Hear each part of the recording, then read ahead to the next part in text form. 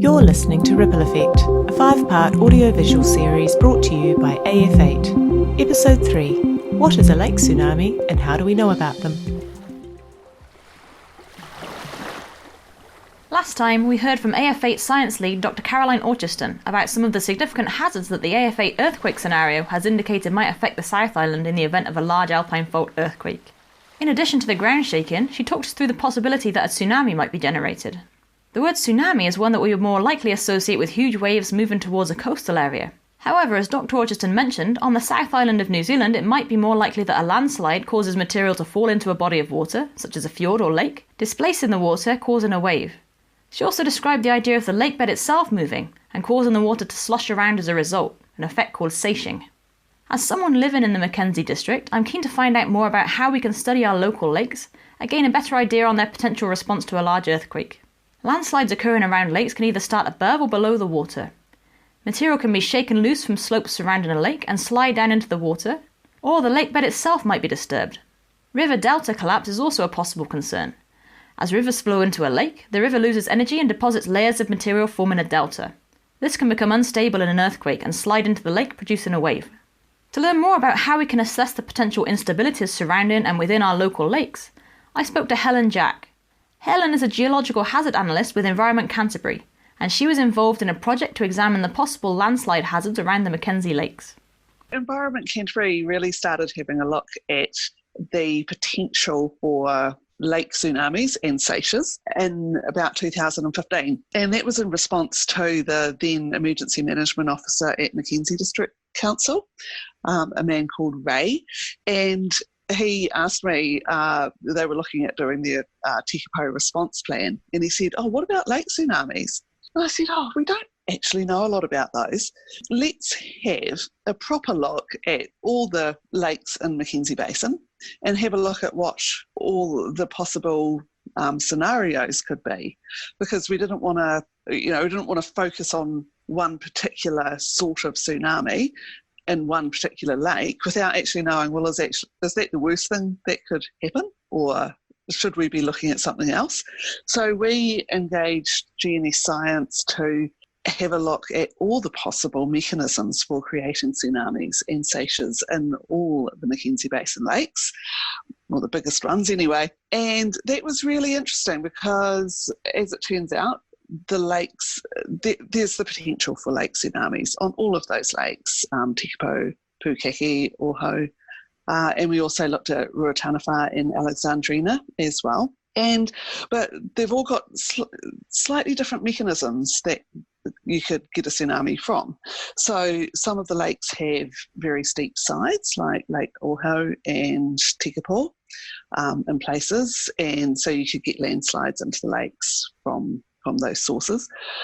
Some of the lakes have large deltas at their heads, so the Oho, Pukaki, Tekapo, they all have large sort of sediment deposits at their heads that could fail in an earthquake, most likely. And also all of the lakes can have seiches created in them from distant earthquakes, and that's pretty much just where the earthquake waves moving through the lake itself can set up a sort of sloshing motion in the lake.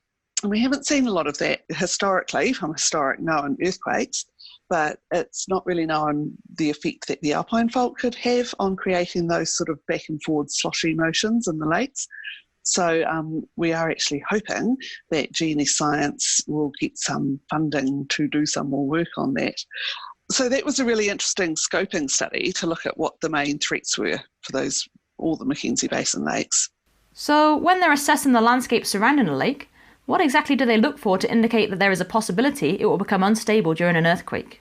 What GNS looked at in that scoping study was they looked at where there were very steep slopes going into the lakes. We got Golder Associates, a consultancy, to have a closer look at some of those landslides to tell us how likely it was that those potential landslides could actually fail and fall into the lake creating a tsunami and how much material could be involved in those landslides. They looked at a whole lot of factors, including how close the landslide was to the lake itself, the volume of rock that could be involved in a landslide. They looked at the water depth below where the landslide was, because the deeper the water, the more water there is to displace if a landslide falls into the lake. And they also just looked at evidence, like, is there any evidence of recent movement? Are there cracks in the ground around those landslides? Do they look like they could move? Do they look like they have moved in the last so many thousand years? And so what they found from that, they concentrated on landslides around Lake Tekapo, Pukaki and Oho. And they found that generally the slopes around Lake Pukaki were small enough that they didn't pose a huge risk for Lake Pukaki in terms of landslides falling into the lake. Lake Oho, there are some very steep slopes that form around the lake, but most of the slope failures that have occurred in the past appear to be relatively small debris flows coming off those slopes. There's not a lot of evidence for a really big landslide having fallen into the lake or that could fall into the lake at Oho. I mean, it's always a possibility, but they didn't find any real evidence of it. With Lake Tekapo, they also had a look at some of the landslides around there. There's a couple of features on the side of Mount John, and those features they had a look at because they're quite close to the township, and if they are indeed landslides and were to fall into the lake, that could create quite a large localised wave around Tekapo Township. However, there was not a lot of evidence for those potential landslides to have moved since the glaciers retreated about 18,000 years ago. So they're actually deemed to be relatively unlikely to be active landslides that could fall into the lake. Again, you can't rule anything out. You can never rule anything out with Mother Nature, but it seems quite unlikely that those would fail into the lake, which is good news. Looking out of my bedroom window right now, I can see all the risk areas identified for Lake Tekapo within that report. I even work on Mount John, which the report indicated might be one of the areas at higher risk. But what I can't see is what lies beneath the surface of the lake. Understanding what's going on beneath the water is an important way of identifying if any landslides might have happened in the past, and so whether they might happen again in the future, and of establishing if there are any particular areas, such as river deltas, that might be liable to collapse. Dr. Joshua Mountjoy is a marine geologist with the National Institute of Water and Atmospheric Research. A couple of years ago, he was involved in probing the depths of Lake Tekapo. So to look at a lake bed, we use boats. We're out with a bunch of instruments mounted onto the boat or towed behind the boat. And we're really able to do a couple of things. One is we can map the bathymetry of the lake floor, and there we're using an acoustic noise acoustic signal, and so we're sending out about 400 beams at the same time, and then they bounce back off the lake bed. The higher frequency means that they don't penetrate into the sediment. We're basically just timing how long they take to come back and converting that into the depth of the lake. Because we're sending out all those beams at the same time, we're covering what we call a swath, like a strip basically of the lake floor, and we can just drive the boat backwards and forwards until we've got a continuous map of the shape of the lake bed. The other technique we've got, which is really important, is again a sound source, but a lower frequency sound source. In this case, we're using what we call a boomer plate. It's a lower frequency sound source, just low enough frequency that it actually penetrates into the sediments and potentially even rock within the lake itself. And so that way we can build up a picture of all of the layers of the sediment that's accumulated in the lake. The other thing is to actually get our hands on some of the material, because we want to know, like, all of the sediments that have accumulated in there, how old they are. And so we take sediment cores and we can understand the age of the layers and extrapolate that down so we can sort of figure out how old the layers of sediment are, and anything else that's within that sediment fill, we can understand the age of that. So that's an important element as well. So how we recognise landslides or mass failures in the lake, if we've got stuff coming down off the mountains adjacent to the lake, they're going to leave a big kind of rubbly, rough deposit on the lake floor or potentially buried within the sediments. And so we can just recognise the texture or the geomorphology of that as being related to a landslide. The same kind of thing if we've got stuff happening within the lake, it'll flow down over the lake bed and we can see that. And then where it's come from, it'll leave a big hole either in the hill slope or in the side of the lake. And so we can see the scar from that. And those, again, are kind of characteristic signs that a landslide's happened there. So we can use that to determine where they've happened in the past. And then using our seismic data, going down into the sequence of sediment that's built up in the lake, we can see the layers that are associated with landslides. We can measure out how big they are and how thick they are and hopefully see where they've come from. That's quite important.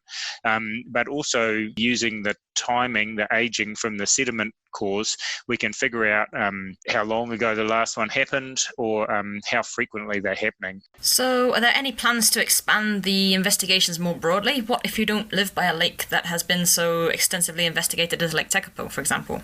One of the really interesting things that we would like to understand better in terms of how the connection between all of the lakes and the sort of grand vision that we want to get to in the future is to understand what the response in all the lakes is going to be to a really large, magnitude 8 earthquake more. And so that's quite tricky, requires a lot of specific modelling and things like that. But we also have in these lakes, we can identify landslides that we can tag to certain ruptures on the Alpine Fault. And so we want to go and look closer at these events and try and understand the mechanics of them. So what kind of level of ground shaking causes landslides to happen in these different lakes? Then maybe we can start to kind of predict how far away and at what magnitude of shaking we might expect large landslides to happen. I think the key message that regardless of whether or not a lot of work's being done on the area you live in, if there's a really strong earthquake, the long, strong, get gone motto applies. Move away from the shoreline if there's an earthquake that goes on for longer a minute or you can't stand up in, because there's a chance that there could be a tsunami. And you're going to know about that, reasonably quickly, but don't hang around to see the evidence because it might be too late. These things move really fast and can be locally huge. It's so interesting to hear of the science that goes into gaining a better understanding of our local lakes. But once we've observed, measured and analysed as much as we can, how does that translate into the information that we need to ensure that we can prepare for a possible event? How does that knowledge come together to give us an idea of what to expect, and how we might be impacted by a lake tsunami? This is what I still need to find out.